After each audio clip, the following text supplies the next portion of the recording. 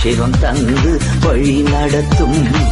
அக்கினி நெருப்பாயிறங்கி வரும், அபிஷேகம் தந்து வழி நடத்தும்.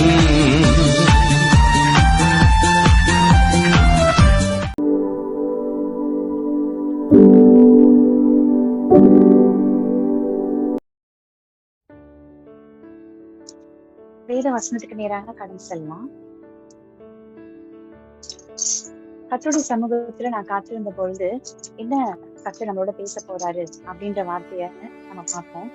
கர்த்தருடைய சமூகத்துல காத்திருக்கும் போது கர்த்தர் அருமையான ஒரே ஒரு வசனம் அழகா சொன்னாரு. என்னன்னா, நம்ம ரட்சிக்கப்பட்டிருக்கோம், அனைவரும் நம்ம எல்லாரும் ரட்சிக்கப்பட்டிருக்கோம். ஆனா கடைசி வரைக்கும் பின்வாங்காமல் அவருக்குள்ள நம்ம நிலைத்திருக்கணும். அதுதான் கர்த்தர் இன்னைக்கு நம்ம கொடுத்த வார்த்தை. எபிரேயர் 10ஆம் அதிகாரம் 37, எபிரேயர் 10ஆம் அதிகாரம் 37ஆம் வசனத்திலிருந்து வாசிக்கிறேன். வருகிறவர் இன்னும் கொஞ்சம் காலத்தில் வருவார், தாமதம் பண்ண. அவருடைய வருகை ரொம்ப சமீபமா இருக்கு, சீக்கிரமா வரப்போறது. தாமதம் பண்ணார். விசுவாசத்தினாலே நீதிமான் பிழைப்பான், பின்வாங்கி போவான், ஆனால் அவன் மேல் என் ஆத்துமா பிரியமா இராது. நாமோ கெட்டு போக பின்வாங்குகிறவர்களா இராமல் ஆத்துமா ஈடேற விசுவாசிகளா இருக்கும். ஆமே, இதுதான் கர்த்தர் இன்னைக்கு நமக்கு சொல்ற வார்த்தை. நம்ம எல்லாரும் என்ன பண்ணணுமா? பின்வாங்கி போக கூடாது. நம்ம எப்பொழுதும் கிறிஸ்துவுக்குள் நம்ம என்ன பண்ணணும்? நிலைத்து இருக்கணும். அதான் இன்னைக்கு ஆண்டவர் சொல்ற. கடைசி வரைக்கும் நாம் அவருக்குள் நிலைத்திருக்கோம். வருகிறவர் இன்னும் கொஞ்சம் காலத்தில் வருவார், தாமதம் பண்ண மாட்டார். கிறிஸ்துவனோட வருகை ரொம்ப சமீபமா இருக்கு. தாமதிக்கிறார் என்று சிலர் எண்ணுகிறபடி தமது வாக்குத்தத்தத்தை குறித்து அவர் தாமதமாயிராமல் எல்லா மனுஷரும் ரட்சிக்கப்பட வேண்டும், சத்தியத்தை அறிவை அடைய வேண்டும் என்று நம்ம மேல நீடிய பொறுமையுள்ளவரா இருக்கிறார். அந்த நீடிய பொறுமையை நம்ம அசட்ட பண்ணவே கூடாது. நிறைய பேரு ஆரம்பத்துல ஆவிக்குரிய வாழ்க்கையில நல்லா ஆரம்பிச்சிருக்கோம். கலாத்திய சபையை பார்த்து சொல்றாரு 3ஆம் அதிகாரம் 3ஆம் வசனத்துல, ஆவில ஆரம்பம் பண்ணின நீங்க இப்ப மாம்சத்துல முடிவடைய போறீங்களா? நிறைய பேர் ஆவில நம்ம ஆரம்பம் பண்ணிருக்கோம். ஆவிக்குரிய வாழ்க்கையில ஞானஸ்நானம் எடுத்தப்ப நம்ம ரொம்ப ஃபயரா இருந்திருப்போம். நிறைய வேதம் வாசிச்சிருப்போம், கர்த்தருடைய சமூகத்துல அதிகமா காத்திருப்போம், வேத வசனத்தை அதிகமா தியானிச்சிருப்போம். நம்ம ஏசப்பாவோட அன்பை பத்தி மற்றவங்களுக்கு சுவிசேஷமா நற்செய்தியா அறிவிச்சிருப்போம். ஆனா போக போக போக நம்ம என்ன பண்றோம் அப்படின்னா, அப்படியே பின்மாற்றம் அடையுது நம்ம வாழ்க்கை. காரணம் நமக்கு நிறைய சோர்வுகள். அதுதான் நம்ம பின்னடைவு ஆடுறதுக்கு காரணம். ஆண்டவராகிய இயேசு கிறிஸ்து பூமியில வாழ்ந்த போது சொன்னாரு, கலப்பையின் மேல் கை வைத்த பின்பு பின்னிட்டு பார்க்கிற எவனும் தேவனுடைய ராஜ்யத்துக்கு தகுதி உள்ளவனே கிடையாது. அப்ப நம்ம கர்த்தருடைய சமூகத்துல அவரை நம்ம தெய்வமா ஏற்றுக்கொண்டோம். நம்ம எந்த பேக்ரவுண்ட்ல இருந்து கூட வந்திருக்கலாம். ஆனா நம்ம எல்லாரும் பரிசுத்த ஜாதியாய் அவருக்கும் நம்ம இருக்கோம். பூமியில எல்லாரும் கொஞ்சம் ஜனம்தான். நம்ம பூச்சக்கரம் எங்கும் அவர் நிறைய மிகுந்த திரளான ஜனங்கள் நம்ம தெரிஞ்சுக்கலாம். அவர் ரொம்ப ரொம்ப கொஞ்சமா இருந்தோமா. அப்படிப்பட்ட நம்மள என்ன பண்ணாரு? அவர் நம்மளை தெரிந்து கொண்டார். அப்ப நம்ம கிறிஸ்துவுக்குள்ள வந்த பிற்பாடு ஆவில ஆரம்பம் பண்ணி நல்லா கர்த்தருக்காக வைராக்கியமா வாழ்ந்து நல்ல ஒரு அழகான ஒரு ஓட்ட பந்தயத்துல ஓடிட்டு இருக்கோம். பெற்றுக்கொள்ளத்தக்கதாக ஓடுங்கள் அப்படின்னு சொல்லப்படும். நமக்கு முன்பாக ஒரு லக்கு வைக்கப்பட்டிருக்கு. அந்த லக்கை நோக்கி ஓடுறோம். கிரீடம் வைக்கப்பட்டிருக்கு. அப்ப அந்த கிரீடத்தை பெற்றுக்கொள்ளத்தக்கதாக நம்ம ஓடணும். ஒருவனும் உன் கிரீடத்தை உன்னிடத்துல இருந்து பற்றி கொள்ளும்படி எடுத்துக்கொள்ளாதபடி நீ என்ன பண்ணணும்? உன்கிட்ட இருக்கிறத பற்றி கொண்டிரு அப்படின்னு கர்த்தர் சொல்றாரு. அப்ப நம்மளுக்கு ஒரு கிரீடம் வச்சிருக்காரு. அப்ப நமக்கு அந்த லக்கை நோக்கி நம்ம ஓடிக்கிட்டே இருக்கோம். இப்ப ஓடிக்கிட்டு இருக்கவன் முன்னாடி ஓடும்போதுதான் என்னது? அந்த லக்கை அடைய முடியும். இப்ப பின்னாடி நம்ம பின்னாடி ஓடுவாங்களா யாராச்சும்? பின்னாடியே ஓடுறவங்களா பின்னாடியே நம்ம பேக் ஸ்லைட் ஆயிட்டுருவோம். பேக்கா ஓடணும்னா பின்னாடி நம்ம ஓட ஆரம்பிக்கும் என்ன நடக்கும் அப்படின்னா, பின்னடைவுதான் நம்ம வாழ்க்கையில வரும். அப்ப நம்ம என்னைக்குமே பேக் ஸ்லைட் ஆகக்கூடாது, பின்வாங்கி போக கூடாது. முன்னோக்கிதான் நம்ம என்ன பண்ணணும்? ஓடிக்கொண்டே இருக்கணும். அதான் கர்த்தர் நம்மளை பார்த்து சொல்றாரு. பின்வாங்கி போவான், ஆனால் என் ஆத்துமா அவன் மேல் பிரியமா இராது. அப்ப ஆவில ஆரம்பம் பண்ணின நம்ம தொடர்ந்து அந்த இலக்கை நோக்கி என்ன பண்ணணும்? கிறிஸ்துவின் வருகை வரவேற்கும், அல்லது நம்மளுடைய மரணம் வரைக்கும், அல்லது அவருடைய ரகசிய வருகை வரைக்கும் நம்ம என்ன பண்ணணும்? ஓடிக்கொண்டே இருக்கணும். முன்னோக்கி ஓடணும்.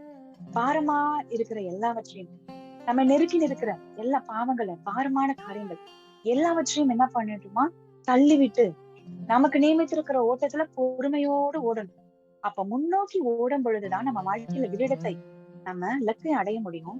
பின்னோக்கி ஒரு மனிதன் ஓடினா அவனால என்ன பண்ண முடியாது, வாழ்க்கையில பின்னடைவுதான் அடைவானே ஒழிய அவனால ஜெயிக்க முடியாது, அந்த இலக்கை அடைய முடியும். அப்ப கர்த்தர் நம்மளை பார்த்து சொல்றாரு, நாமும் கெட்டு போக பின்வாங்குகிறவர்களா இராமல். அப்ப பின்வாங்கி போனா என்ன ஆயிரும், நம்ம கெட்டு போயிடும். ஆத்துமா ஈடேற விசுவாசிக்கிறவர்களா இருக்கிறோம். அப்ப நம்ம ஆத்துமா ஒவ்வொரு நாளும் ஈடேறி கொண்டே இருக்க வேண்டும், முன்னோக்கி நம்ம ஓட வேண்டும். அப்ப நாம விசுவாசம் நமக்கு ரொம்ப முக்கியம். விசுவாசம் தான் நம்மள ஓட வைக்கும். நிறைய வாழ்க்கையில போராட்டங்கள், பிரச்சனைகள் நம்ம வாழ்க்கையில வரும், சோர்வடை செய்யும். கர்த்தருக்காகவே நீங்க ஒருவேளை உண்மையா வாழ்ந்து கொண்டிருக்கலாம். ஆனா நிறைய விஷயங்கள் நம்ம வாழ்க்கையில என்ன பண்ணிரும், நம்ம நினைச்ச விஷயங்கள் கைக்கூடி வந்திருக்காது. சரீரத்துல பலவீனங்கள், உபாதைகள் இருக்கும். இல்ல நம்மளுடைய கணவன், மனைவி, இல்ல பிள்ளைகள், நம்மளுடைய பிசினஸ், ஊழியம், இதுல நிறைய விஷயங்கள்ல நம்ம வாழ்க்கையில தோல்வி அடைகிற மாதிரி நிறைய சூழ்நிலை அப்படி வரும் பொழுது நம்ம ஆட்டோமேட்டிக்கா பின்னடைவ ஆரம்பிச்சிடும். நம்ம வாழ்க்கை பின்னடைவா போயிடும். ஆனா கர்த்தர் சொல்றாரு, நம்ம பேக் ஸ்லைடா இருக்கவே கூடாது. நிறைய பேர் உங்க வாழ்க்கையில கர்த்தர் சொல்றாரு, சோதித்து பாருங்க, சோதித்து உயிர்த்து உங்களை ஆராய்ந்து பாருங்க, சோதித்து பாருங்க. இப்ப உங்க வாழ்க்கை முன்னோக்கிதான் போய் கொண்டிருக்குதா, இல்ல நம்ம பின்னோக்கி போய் கொண்டிருக்கிறோமா அப்படின்னு. பின்வாங்கி போறோம் அப்படின்னா எப்படின்னா, நீதிமொழிகள் 14ஆம் அதிகாரம் 14ஆம் வசனம் என்ன சொல்லப்பட்டிருக்கு அப்படின்னா, பின்வாங்கி போகிறவன் அவன் என்ன பண்ணுவான், அவனுடைய இருதயம் தன்னோட வழியிலே திருப்தி அடைஞ்சிடும். பின்வாங்கி நம்ம போனோம்னா நம்மளோட இருதயம் என்ன பண்ணுமா, வழியில நம்மளோட வழியில நம்ம போறது கரெக்ட் தான் அப்படின்னு நம்ம ஆட்டோமேட்டிக்கா நம்மளே திருப்தி அடைஞ்சிடும். அப்ப பின்வாங்கி போன இருதயம் நம்ம வாழ்க்கையில இருக்கக்கூடாது. இஸ்ரவேல் ஜனங்கள் பாருங்களேன், ஆண்டவர் எவ்வளவு அற்புதங்களை செய்தார். முன்னாடி செங்கடல், பின்னாடி எகிப்தின் ராணுவங்கள் வருது. அப்ப அவ்வளவுதான், முடிஞ்சு போயிரும் லைஃப் அப்படின்னு நினைக்கும் பொழுது கர்த்தர் மோசேயை பார்த்து, உன் கையில என்ன வச்சிருக்க கோல், அத சமுத்திரத்துல பிளந்து விடுன்னு சொன்னார். அதே போல முன்னோக்கி அவங்களை அழைச்சிட்டு போற. ஓ ஐயோ, தெரியாம இங்க செங்கலுக்கு முன்னாடியே கூட்டிட்டு வந்தோம், இப்ப பின்னடைவா ஜனங்க ஆக ஆரம்பிக்கிறாங்க, அவ்வளவுதான் அப்படின்னு சொல்லி கர்த்தர் மாற்று வழிலாம் அப்படிலாம் யோசிக்கல. முன்னாடிதான் போக வச்சாரே ஒழிய வேற எங்கிட்டும் அவங்கள போக வைக்கல. முன்னாடி அவர்களை அழைத்து செஞ்சார். எல்லாமே என்ன பண்ணாங்க, எரிகோ கோட்டை, அவங்க ஒருவரும் உள்ள போகவும் முடியல, வெளியில வரவும் முடியல, அப்படி அடைக்கப்பட்டிருந்துச்சு. அதை என்ன பண்ணாங்க, முன்னோக்கி போனாங்க. எல்லாத்தையுமே கர்த்தரை இடிச்சு போட்டார், அலங்கங்கள்லாம் இடிச்சு விழுந்தது. வாழ்க்கையில எல்லாவற்றையுமே கர்த்தர் முன்னோக்கிதான் இஸ்ரவேல் ஜனங்களை நடத்தி கொண்டு போனார். ஆனா அவங்க என்ன தெரியுமா பண்ணாங்க, தங்கள் இருதயத்தில் எகிப்திற்கு திரும்பினார்கள். அப்ப பின்வாங்கி போகிற இருதயம் உள்ளவன் தன்னோட வழியில திருப்தி அடைஞ்சார். தான் போற பாதை கரெக்ட் தான். ஃபார் எக்ஸாம்பிள் நம்மள சொல்றோம், காலையில எழுந்து நம்ம ஜெபிக்கிறோம் வைங்களேன், நம்ம ஒரு 5 o'clock மார்னிங் எழுந்திரிச்சு ப்ரேயர் பண்ணணும்னு ஒரு அலாரம் குறித்த ஜாமான் வச்சிருக்கோம். அப்ப நம்ம என்ன பண்றோம், அழகா செஞ்சுட்டே வரோம். நம்ம வாழ்க்கையில சோர்வு, பலவீனங்கள் இதெல்லாம் வரும்பொழுது சரி, ஒரு நாள் ஒரு டைம் மாறி போயிடுச்சு, ஓகே ஒன்னும் பிரச்சனை இல்லை. ஒரு நாள் ரொம்ப லேட்டா இருந்துச்சிட்டோம், ஒன்னும் ப்ராப்ளம் இல்லை. அடுத்த நாள் திரும்பி நம்ம பிடிச்சிடணும். திரும்பி என்ன பண்ணோம், ஒரு அந்த 5 o'clock காலையில எழுந்திரிச்சு ப்ரேயர் பண்ண ஆரம்பிக்கணும். நீங்க 4 o'clock எழுந்திரிச்சு பண்றவங்களா இருந்தாலும் சரி, 3 o'clock பண்றவங்களா இருந்தாலும் சரி, எக்ஸாம்பிள் சொல்றேன். அப்ப நீங்க ஒரு நாள் அப்படி சோர்வு அடைஞ்சிருச்சு, விட்டுறக்கூடாது. ஒரு நாள் வேதத்தை டெய்லி படிக்கிறீங்க, 5 அதிகாரம் படிக்கிறீங்க. ஒரு நாள் ஒரு அதிகாரம் தான் படிக்க முடிஞ்சுச்சு, ஒரு நாள் படிக்கவே முடியல, பரவாயில்ல. அடுத்த நாள் டக்குன்னு என்ன பண்ணிடணும், அதை நம்ம திரும்பி அதை தொடர்ந்து பிடிக்கணும். நம்ம செய்யாம நீதிமான் தன் வழியை தொடர்ந்து பிடிப்பான்னு போட்டிருக்கு. நம்ம அதை செய்யாம நம்ம பின்னோக்கி போனோம்னு வச்சுக்கோங்களேன், நம்ம ஓகே 5 மணிக்கு நம்ம எந்திரிக்கல, 7 மணிக்கு எந்திரிச்சு ஜெபிக்கிறோம், ஆராதனை செய்யறோம், மனசு ரொம்ப திருப்தியா இருக்க மாதிரி இருக்கு. ஓகே, அடுத்த நாள் அதே போல 5 மணிக்கு எந்திரிக்கல, 7:30 மணிக்கு எந்திரிக்கிறோம், மனசு திருப்தி ஆகுது. கொஞ்ச நாள் என்ன தோணும்னா, நம்ம வழியை நம்ம திருப்தி அடைஞ்சுக்கணும்.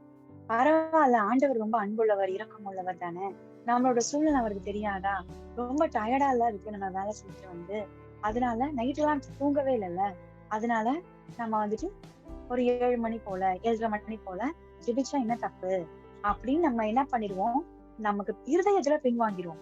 இதே போல நம்ம என்ன பண்ணிடுவோம், நம்மளோட வழியில திருப்தி அடைஞ்சிடும்.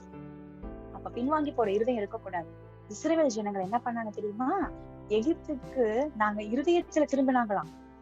சும்மாலாம் திரும்பல. இவ்வளவு அற்புதங்களை செய்து கொண்டு வந்த தேவன் எவ்வளவு செங்கடலை பிளந்தார், எவ்வளவு அற்புதங்கள்லாம் செஞ்சாரு. மாறாவை தண்ணீரை மதுரை மாற்றினாரு, என்னென்னவோ செஞ்சாரு. கீழ் கட்ட வர பண்ணாரு, காடைகளை கொடுத்தாரு, அவங்க கேட்ட எல்லாத்தையுமே செஞ்சாரு. ஆனாலும் இந்த ஜனங்கள் என்ன பண்ணாங்க தெரியுமா? தனக்கு ஒரு தெய்வத்தை உண்டு பண்ணிக்கிட்டு, ஒரு தெய்வத்தை ஒரு மனுஷன் மாதிரி கூட உண்டு பண்ணல. எதை மாட்டின் சாயலா ஆக்கினார்கள், தேவனுடைய மகிமையின் சாயல அப்படி உண்டு பண்ணிட்டு, நாங்க ஒரு தெய்வத்தை உண்டு பண்ணிட்டு நாங்க திரும்பி போறோம் அப்படின்னு எகிப்துக்கு நேர ஸ்ட்ரெயிட்டா எகிப்து தேசத்துக்கு ஒண்ணும் போயிடல. தங்கள் இருதயத்துல என்ன பண்ணாங்களாம், அவங்க பின்வாங்கி போனாங்க. கர்த்தரோட ரொம்ப கோவப்பட்டுட்டாரு.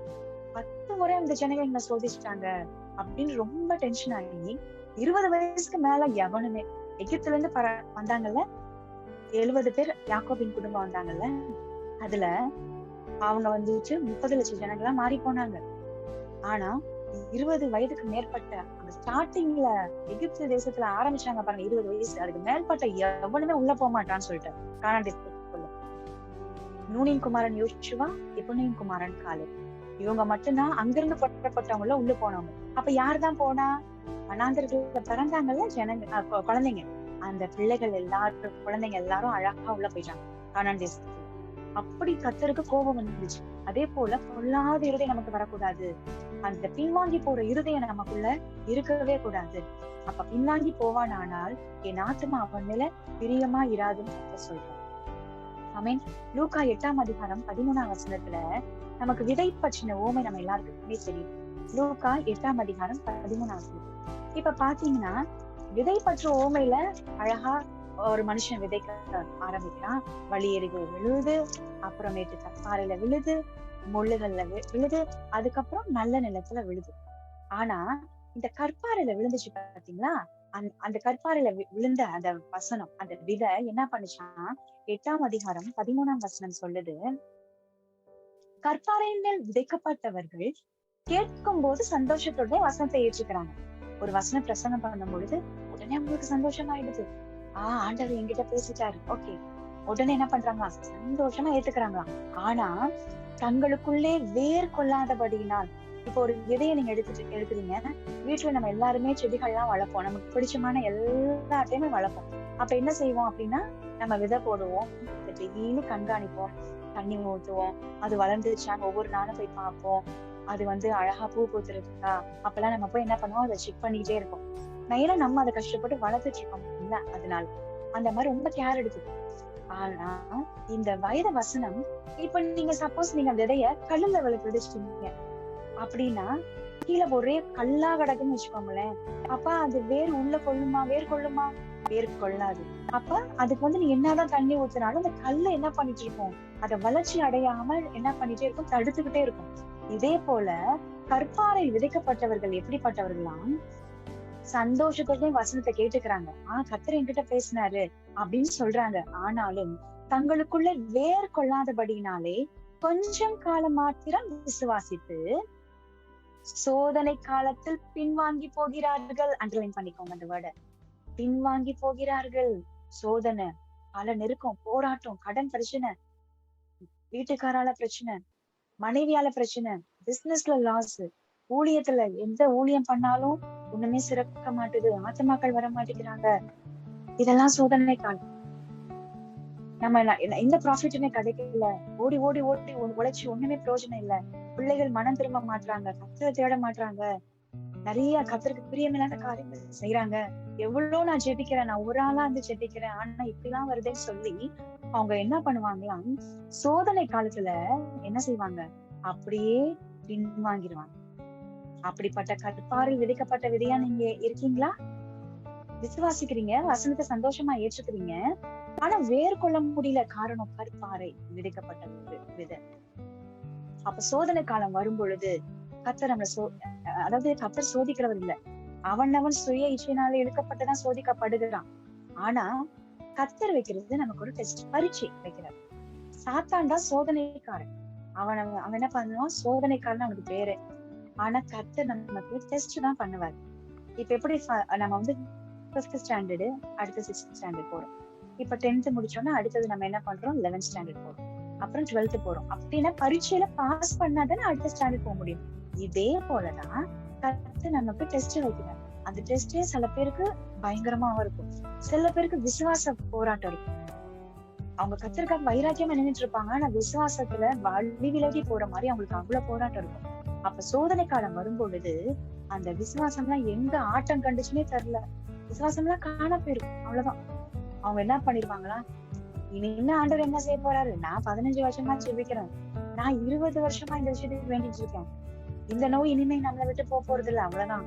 இனிமே இந்த சாபம் நம்மளை விட்டு நீங்காது, இந்த கடன் பிரச்சனையுமே நம்ம மூழ்கிடுவோம், அவ்வளவுதான், முடிஞ்சு போச்சு அப்படின்னு அவிசுவாசமான இருதயம் நமக்குள்ள வந்து ஆட்டோமேட்டிக்கா ஜெபிக்க மாட்டோம், வேதத்தை வாசிக்க மாட்டோம், சபை கூடி வர மாட்டோம், அப்படி ஏசப்பாவோட அன்பை பத்தி மட்டும் சொல்ல மாட்டோம். நம்ம மற்ற எல்லா காரியத்திலும் நம்ம செஞ்சு என்ன பண்ணிடுவோம், அதுல திருப்தி அடைஞ்சிருவோம். அப்படிப்பட்ட இருதயம் உங்களுக்கு வேலை இருக்கா? கர்த்தர் இன்னைக்கு சொல்றாரு, பின்வாங்கி போன இருதயம் நம்ம வாழ்க்கையில இருக்கக்கூடாது. அப்ப சோதனை காலம் வரும் பொழுது இந்த கற்பாறை விதைக்கப்பட்டவர்கள் என்ன பண்ணுவாங்களாம், பலன் கொடாம போயிருவாங்க. என்ன பண்ணிடுவாங்க, பின்வாங்கி போயிடுவாங்க. சரி, இப்ப யோபுல அழகான ஒரு வசனம் சொல்லப்பட்டிருக்கு. யோபு 15ஆம் அதிகாரம் 4ஆம் வசனம். யோபு 15:4, நீர் பயபக்தியை வீண் என்று சொல்லி தேவனுக்கு முன்பாக ஜெப தியானத்தை குறைய பண்ணுகிறீர். நீர் பயபக்தியை வீண் என்று சொல்லி தேவனுக்கு முன்பாக ஜெப தியானத்தை, அப்ப யோபு ஒரு ஜெப தியானம் வச்சிருக்காரு போல, குறைய பண்ணுகிறீர். இது யார் தெரியுமா சொன்னா? எலிபாஸ். யோபுக்கு நிறைய ஃப்ரெண்ட்ஸ் இருந்தாங்க. 3 ஃப்ரெண்ட்ஸ் வந்து என்ன பண்ணுவாங்க, ரொம்ப அழகா அவங்க வந்து பேசிட்டு இருப்பாங்க. அந்த 3 ஃப்ரெண்ட்ஸும் அவங்களை ரொம்ப நோகடிச்சிருவாங்க. பாவம் யோபு.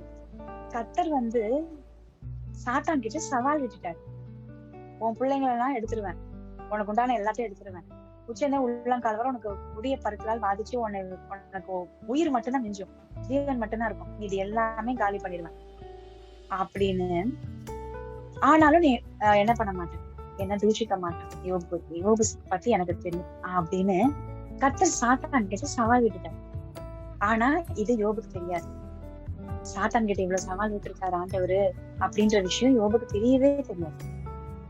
ஆண்டவரும் உங்களை குறிச்சு, என் பிள்ளை என்னை விட்டு பின்வாங்கி போவாது, எவ்வளவு சோதனை வந்தாலும் கண்டிப்பா தாங்கும், எந்த பிரச்சனை வந்தாலும் என்னை தேடாம இருக்காது, கண்டிப்பா எனக்காக வைராக்கியமா பக்தி வைராக்கியம் காண்பிக்கும் அப்படின்னு கர்த்தர் நிறைய விஷயத்துல சாத்தான் கிட்ட சவால் விட்டுருப்பாரு. அப்ப அந்த பெர்மிஷன் கேட்டுட்டுதான் வந்து சாத்தான் வந்து யோபை சோதிச்சார்.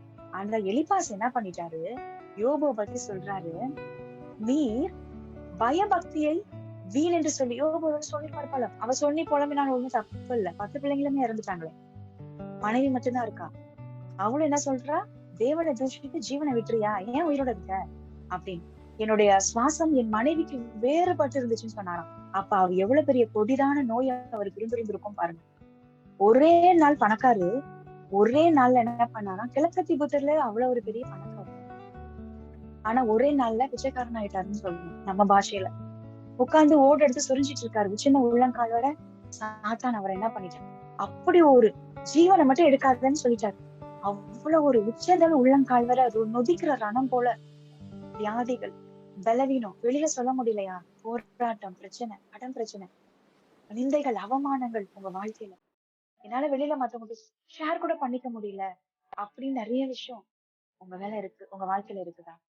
உச்சங்கள் உள்ளங்காலோட கொடிய வியாதியில, அந்த ரோகங்கள்ல நொதிக்கிற ரணம் போல உங்க வாழ்க்கை காயம் கட்ட முடியாத ஒரு சூழ்நிலை உங்க வாழ்க்கையில இருக்கு.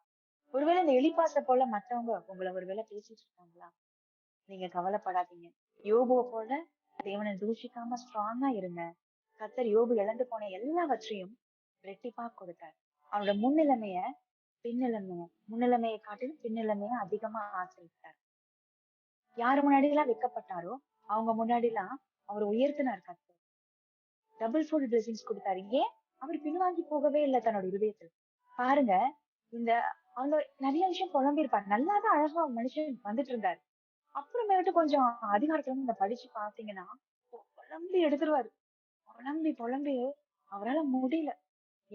நான் மீறுதல் இல்லாத சுத்தன், கர்த்தர் என்ன அவர் தண்டிக்கிறாரு, என் பாவத்தை கயிறை போல கட்டி வச்சிருக்காரு, என் இளவயதின் பாவத்தை நினைக்க வைக்கிறாரு, என் எலும்புக்குள்ளலாம் பாவங்கள் இருக்கு, அப்படி இப்படின்னு கண்ணாபுரான்னு புலம்பி நான் என்ன தப்பு பண்ணேன், என் கைகள் சுத்தமா இருக்கு, நான் நிறைய பேருக்கு கண்ணா இருந்தேன், நிறைய பேருக்கு முடமா இருந்தவங்களுக்கு காலா இருந்தேன், நிறைய ஏழைகள் விதவைகள் எல்லாம் பார்த்து நான் சும்மா விடல, அவங்களுக்கு நான் உதவி செஞ்சேன் இப்படின்னு தன்னோட சுயநீதியை பேச ஆரம்பிச்சிடுவார். ஆண்டவர் கண்டுக்கவே இல்லை. பாவம் யோபு எவ்வளவோ சூழ்நிலையில பேசிட்டு போறான், பரவாயில்ல அப்படின்னு சொல்லிட்டு யோபுவை போல நிதானமா நீங்க பேசவே இல்ல. யோபோட 3 சிநேகிதர்களை பார்த்து சொல்றாரு, யோபுவை போல நிதானமா நீங்க பேசல. நீங்க எல்லாரும் பலியை கொண்டு போய் யோபுட்ட போய் கொடுங்க, அவன் மூலமா தான் பலி செலுத்துறாதான் நான் ஏத்துக்குவேன். அப்ப இங்க பாத்தீங்கன்னா இப்ப எதுக்கு சொல்ல வந்தேன் அப்படின்னா, இந்த எலிபாஸ் சொல்றாரு, யோபு 15:4 யோபு இப்படி புலம்பிருப்பாரு போல, நீர் பயபக்தி வீண் என்று சொல்லி, நான் எவ்வளவு பயபக்தியா கடவுளுக்கு நான் இருந்தேன், ஆனா என் பயபக்தி எல்லாம் வீணா போச்சு. நம்மளே சொல்றோம்ல, எவ்வளவு போராட்டம் தாங்க முடியல சில நேரம், நான் பக்தியா இருந்து எனக்கு என்ன பிரயோஜனம், கடவுள் நான் அவ்வளவு பக்தி வச்சிருக்கேன் ஆனா எனக்கு பிரயோஜனமே இல்லையே அப்படின்னு நம்ம நிறைய பேர் குழம்பி இருக்கோம். பயபக்தி வீணென்று சொல்லி தேவனுக்கு முன்பாக ஜெப தியானத்தை குறைய பண்ணுகிறீர். அப்ப அவர் என்ன பண்ணிட்டாராம், ஜெபம் செய்து தியானிப்பாரு போல, அதை குறைய பண்ணிட்டாரு. ஒருவேளை இப்படி நம்ம ஒருவேளை இருந்திருந்தா அப்ப நம்ம பேக்ஸ்லைட் ஆயிருக்கோம் அப்படின்றதுக்கு இது ஒரு காரணம். நீங்க உங்களே சோதித்து பாருங்க, உங்க பயபக்தி ஒருவேளை வீண் அப்படின்னு நீங்க பேசுறீங்களா, இல்ல ஜெபம் தியானம் இது உங்க வாழ்க்கையில குறைய பண்ணிட்டீங்களா? அப்ப கண்டிப்பா நீங்க பின்மாற்றமா போயிருக்கீங்கன்னு அர்த்தம். அப்ப பின்வாங்கி போனா என் ஆத்துமா உன் மேல பிரியமா இல்லாதுன்னு சொல்றாருல. அப்ப இன்றைக்கு கர்த்தர் நம்மளோட பேசுறாரு, ஒருவேளை சில பிரச்சனைகள் போராட்டங்கள்னாலதான் நம்ம அப்படி பேசியிருப்போம். அப்படி நம்ம ஒருவேளை பின்வாங்கி போன சூழ்நிலை நம்ம வாழ்க்கையில இருந்திருந்தாலும் ஆவியில ஆரம்பம் பண்ணி மாசத்துல நீங்க முடிச்சிடாதீங்க. நீங்க என்ன பண்ணணும், கர்த்தர் சொல்றாரு, நீ முன்னோக்கி ஓடணும், பின்வாங்கி நீ போக கூடாது, முன்னால என்ன பண்ணணும், கண்டிப்பா நீங்க முன்னோக்கி போகணும் அப்படின்னு கர்த்தர் நம்மளை பார்த்து சொல்றாரு. ஆமென். அடுத்தது இன்னொரு வசனம், அழகான ஒரு வசனம் போட்டிருக்கு. எரேமியா 6:10. எரேமியா 6:10. கர்த்தருடைய வசனத்தின் மேல் அவர்களுக்கு விருப்பம் இல்லை. கர்த்தருடைய வசனத்தின் மேல ஒருவேளை உங்களுக்கு விருப்பம் இல்லாம இருந்துச்சுன்னா நீங்க பின்மாற்றமான நிலைமையில இருக்கீங்கன்னு. ஃபர்ஸ்ட் என்ன சொன்னேன், தேவ பக்திய வீண் என்று சொல்லி நீங்க ஜெப தியானத்தை நீங்க குறைய பண்ணினால் நம்ம பின்வாங்கி போயிட்டு இருக்கோம்னு நம்ம அதை சரிப்படுத்தி. அடுத்தது எரேமியா 6:10 கர்த்தருடைய வசனத்தின் மேல் அவர்களுக்கு விருப்பம் இல்லையா. வேத வசனத்தை முன்னாடி ரொம்ப வாஞ்சையா படிப்போம், ஆனா இப்ப ஒருவேளை அந்த வசனத்தை கேட்கறதுக்கோ இல்ல இந்த மாதிரி மீட்டிங்ஸ் அட்டென்ட் பண்றதுக்கோ இல்ல சபை கூடி வர காரியத்துல போய் அங்க சபை கூடி வரதுல விட்டு ஊழியக்காரர்கள் பேசுற பிரசங்கங்கள் கேட்க, அந்த வேத வசனங்களை கேட்க ஒருவேளை விருப்பம் இல்லாம, கர்த்தருடைய வசனத்தின் மேல் விருப்பம் இல்லாம உங்களுக்கு ஒருவேளை இருந்துச்சுன்னா, உங்களால வசனத்தை கான்சென்ட்ரேட் பண்ணவே முடியல, படிக்கவே முடியல வேத வசனத்தை, அப்படிப்பட்ட சூழ்நிலைங்க ஒருவேளை இருந்தீங்கன்னா நீங்க பின்மாற்றமான நிலையில போயிட்டு இருக்கீங்கன்னு.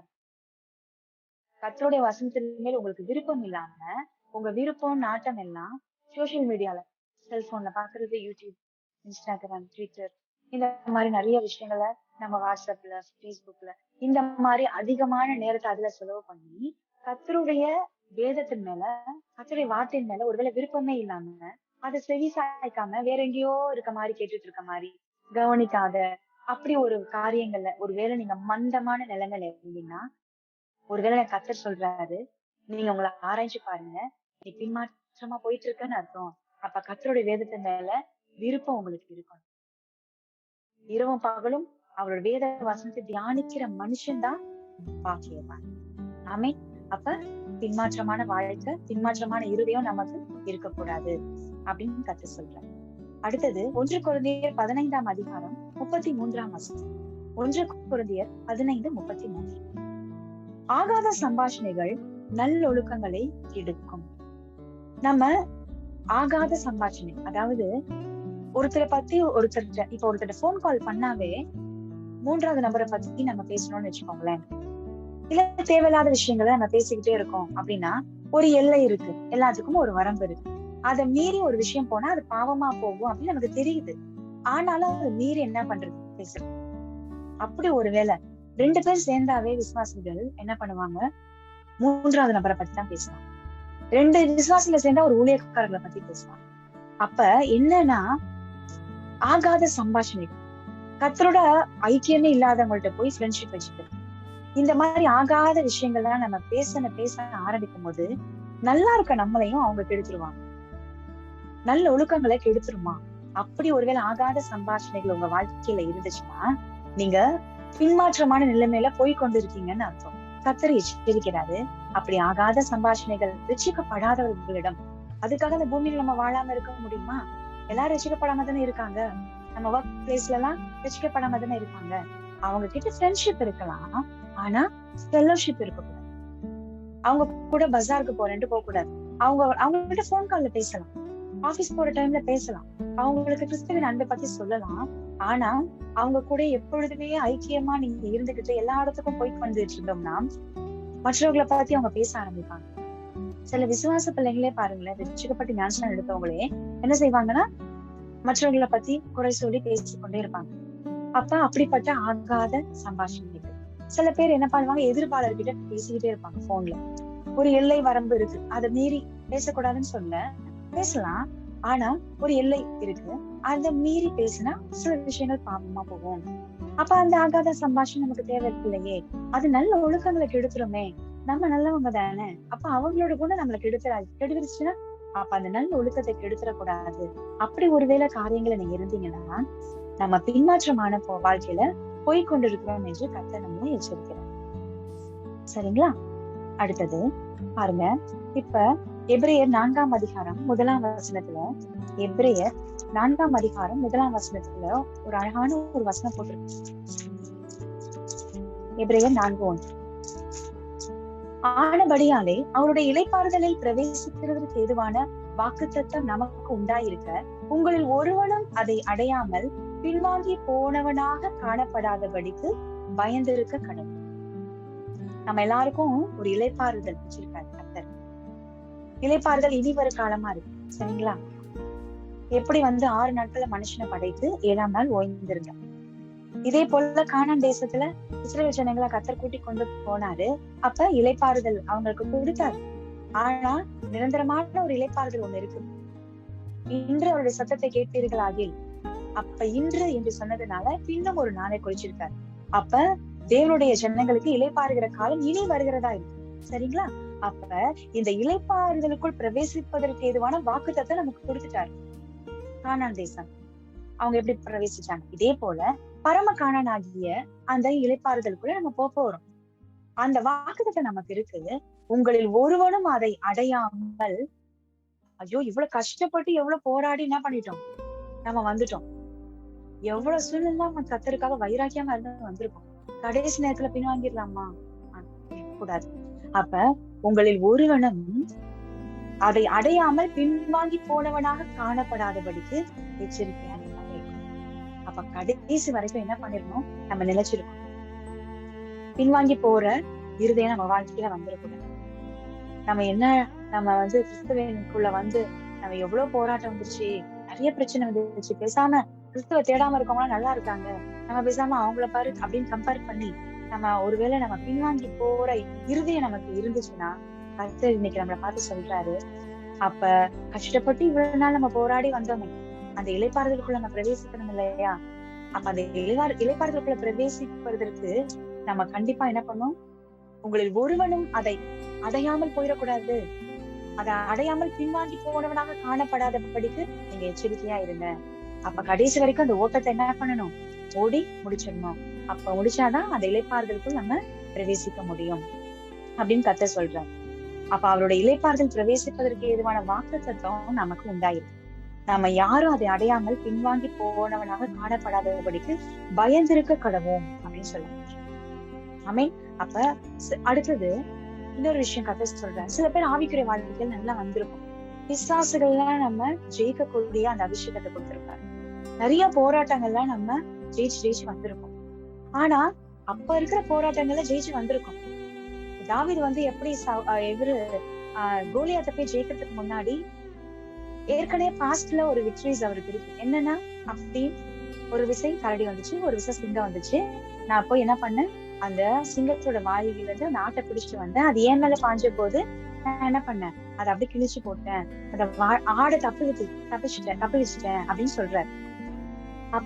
ஆனா கோலியாத்துக்கு முன்னாடி நிக்கும் பொழுது அவர் பாஸ்ட்ல அவருக்கு ஒரு பெரிய விஷயம் ஜெயிச்சிருக்காரு, 2 விஷயம். அதை பத்தி அவர் நினைச்சு என்ன பண்ணிருக்காரு, இந்த கோலியாத்தும் அந்த விருத்த சேதனம் இல்லாத அந்த இதுக்குதான் சமம், நான் ஈஸியா ஜெயிச்சிடுவேன். அதே போல அவர் ஜெயிச்சிட்டார்.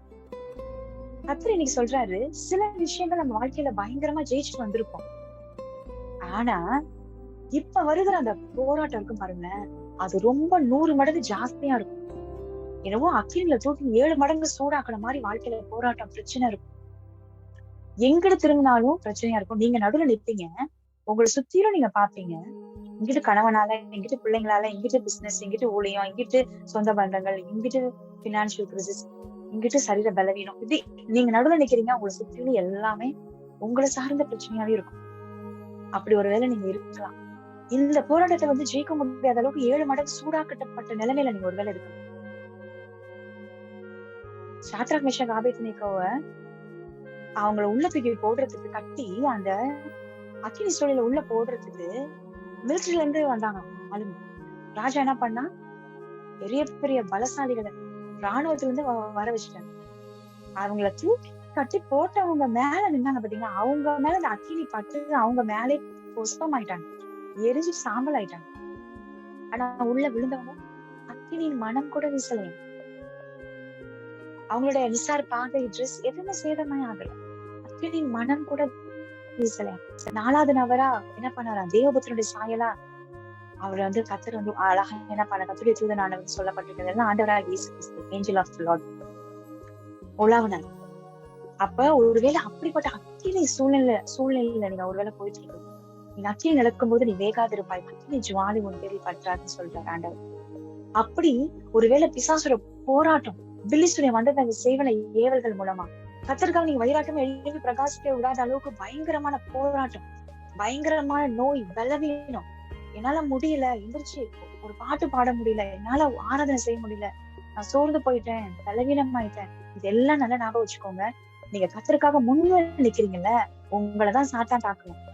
கர்த்தருக்காக ஒரு விஷயத்த நீங்க செய்யணும்னு நிக்கிறீங்க ஊழியத்துல உங்களை உங்க மேலதான் அவனோட ஃபுல்லா ஆகும், பார்வை பூரா உங்க மேலதான் இருக்கும். அப்ப அந்த போராட்டத்தை ஒருவேளை நீங்க ஜெயிக்க முடியாம ஒருவேளை சோர்ந்து போய் நிற்கலாம். கர்த்தர் சொல்றாரு, நீங்க பின்வாங்கி போகவே கூடாது. யார் அப்படி யுத்தத்துல பின்வாங்கி போகாம இருந்தான்றத மட்டும் நம்ம பாத்துருவோம். 2 சாமுவேல்ல 1:22, 2 சாமுவேல் 1:22 சவுலும் யோனத்தானும் பின்வாங்கி போகவே இல்லையா. அவங்க யுத்தத்துல அழகா இன்னும் ஜெயிக்கிறவங்களாதான் இருந்தாங்க. அவங்க பின்வாங்கியே போவே மாட்டாங்க எப்பொழுதுமே. அப்படிப்பட்டவங்க அவங்க. இந்த 2 சாமுவேல் 1:22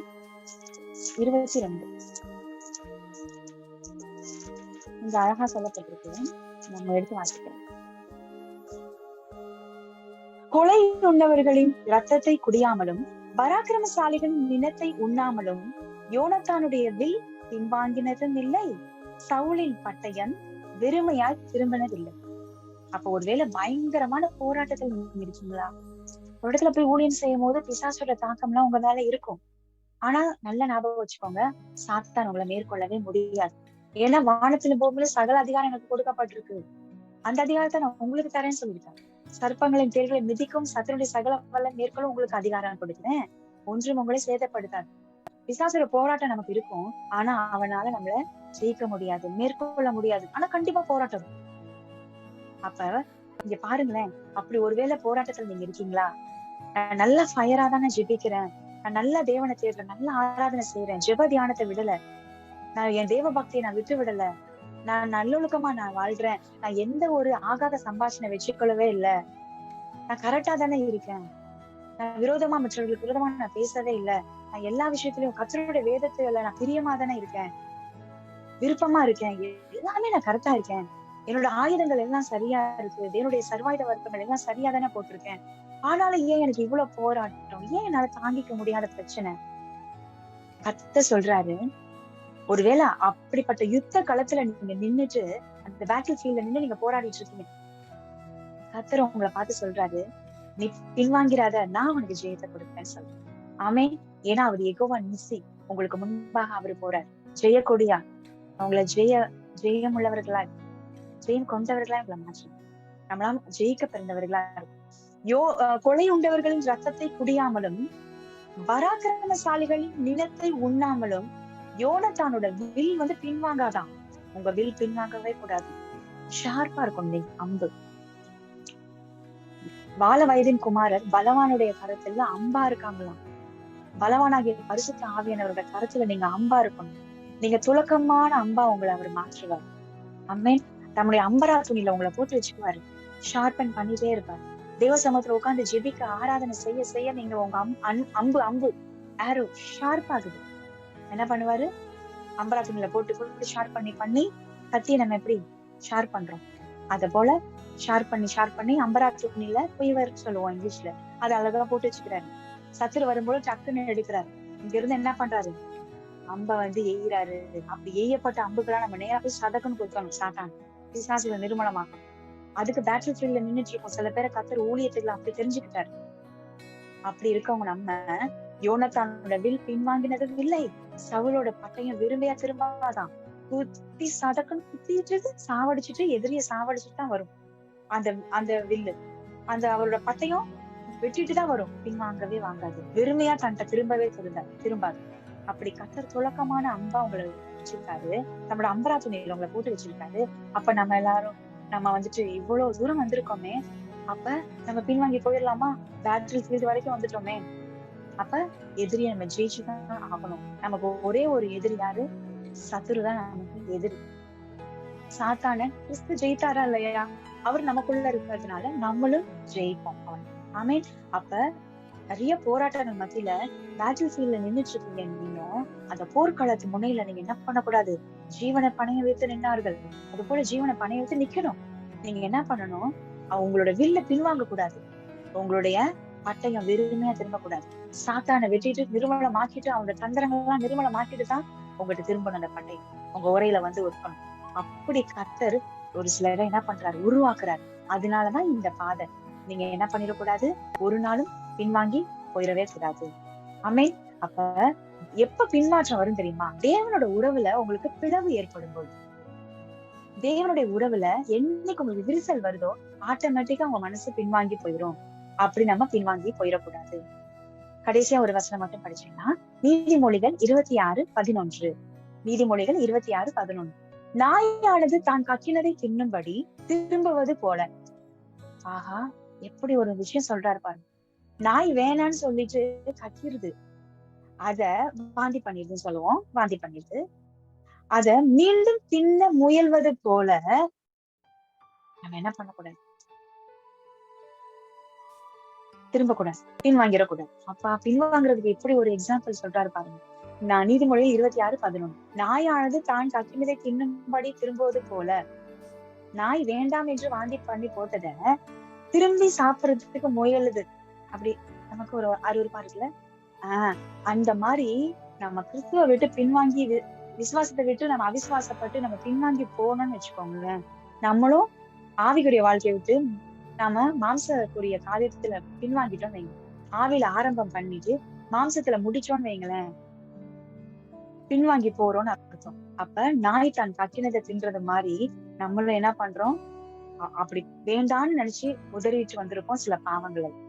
வேணாம் இந்த உறவு அப்படின்னு நினைச்சிட்டு கட் பண்ணிட்டு வந்திருப்போம். வேணாம் இந்த நபர்கள், வேணாம் இந்த பிசினஸ், இந்த பார்ட்னரோட இந்த பிசினஸ் வேண்டாம், இவங்க வேண்டாம் அப்படின்னு சொல்லி சில விஷயங்களை வேணான்னு உதறி விட்டு வந்திருக்கிறத திரும்பி அங்க போய் அவங்களோட ஐக்கியமாகும். திரும்பி அந்த விஷயத்த செய்யறது. வேணான்னு உதறி விட்ட சில விஷயங்கள் உங்க வாழ்க்கையில இருந்து அதை நீங்க செய்யறதுக்கு முற்பட்டீங்க, அந்த பாவத்தை திரும்பி செய்ய முற்பட்டீங்கன்னா, நீங்க நாய் தான் கக்கிட்டு இப்படிதான் சொல்லணும். நாய் தான் வாந்தி பண்ணி போட்டதை திரும்பி சாப்பிடுற மாதிரி நமக்கு ஒரு அருவருப்பா இருக்கே சொல்லும் பொழுதே, அது மாதிரி நம்ம வேணான்னு தள்ளி போட்ட பாவங்களை திரும்பி செய்யும் பொழுது என்ன ஆகுதான்? நம்ம அதை அப்படியே இது மாதிரி நாய் மாதிரி நம்ம என்ன செய்யறோம்? கக்கினதை தின்றோம் அப்படின்ற மாதிரி நீதிமொழிகள்லாம் அழகான ஒரு வசனம் சொல்லப்பட்டிருக்கு. அப்ப நம்ம என்ன பண்ணக்கூடாது? பின்வாங்கி போற இருதயம் இருக்கக்கூடாது. பின்வாங்கி போக மாட்டோம். நம்ம ரொம்ப சூப்பரான ஆளுங்க. நம்ம எப்படி தெரியுமா? நம்ம ஆண்டை விட்டு பின்வாங்கிலாம் போக மாட்டோம். ஞானஸ்நானம் எடுத்து கர்த்தருக்காக வைராக்கியமா வாழ்ந்துட்டு இருக்கோம். ஆனா இருதயத்துல என்ன பண்ணிடுவோம்? எகிப்துக்கு திரும்பிடுவோம். இருதயத்துல நம்ம அங்க இருந்திருந்தா நல்லா இருந்திருக்குமே அப்படின்னு நமக்கு என்ன பண்ணிடுவோம்? இருதயத்துல பின்வாங்கிடுவோம். அப்படிப்பட்ட இருதயம் தான் நமக்கு இருக்கக்கூடாதுன்னு சொல்றேன். நிஜமாவே நம்ம பின்வாங்கிலாம் உடனே நம்ம கிறிஸ்தவத்தை விட்டு நம்ம பழைய ஏற்கனவே நம்ம இருந்த அந்த இதுக்கெல்லாம் நம்ம போயிட மாட்டோம். இருதயத்துல என்ன பண்ணிடுவோம்? நம்ம அங்க இருந்ததாவே நல்லா இருந்திருக்குமே அப்படின்னு என்ன செய்வோம்? நம்ம டக்குன்னு என்ன பண்ணிடுவோம்? இருதயத்துல பின்வாங்கிடுவோம். அப்படிப்பட்ட பொல்லாத இருதயம் நமக்கு இருக்கவே கூடாதுன்னு கர்த்தர் சொல்றார். கடைசியான ஒரு வசனம், சங்கீதம் 44:19. இந்த வசனத்தின்படி நம்மளால சொல்ல முடியுமா? சங்கீதம் 44:19. எங்கள் இருதயம் பின்வாங்கவும் இல்லை, எங்கள் காலடி உம்முடைய பாதை விட்டு விலகவும் இல்லை. இப்படிதான் உங்க வாழ்க்கையில கடைசியான சாட்சி இருக்கும் நீங்க மரிக்கும் போது. ஆமே. எங்கள் இருதயம் பின்வாங்கவும் இல்லை, எங்கள் காலடி உம்முடைய பாதையை விட்டு விலகவும் இல்லை. அப்படிப்பட்ட ஒரு வாழ்க்கைய நீங்க வாழ்ந்து காமிச்சு ஒரு சாட்சியுள்ள ஜீவிய நம்ம ஜீவிக்கணும். அப்ப பின்மாற்றமான காரியம் நம்ம வாழ்க்கையில வராதபடி கர்த்ததாமே நம்ம ஆரம்பித்த அந்த ஓட்டத்தை முன்னோக்கி ஓடி நம்ம கிறிஸ்துவை நமக்காக வைத்திருக்கிற அந்த வாடாத கிரீடத்தை, அந்த நீரின் கிரீடத்தை நம்ம பெற்றுக்கொள்ளத்தக்கதாக நம்ம ஓடுவோம். கர்த்ததாமே இப்படிப்பட்ட காரியத்திலே நம்ம நடத்துவாராம். ஆமென். நன்றி சொல்லாமல் இருக்கவே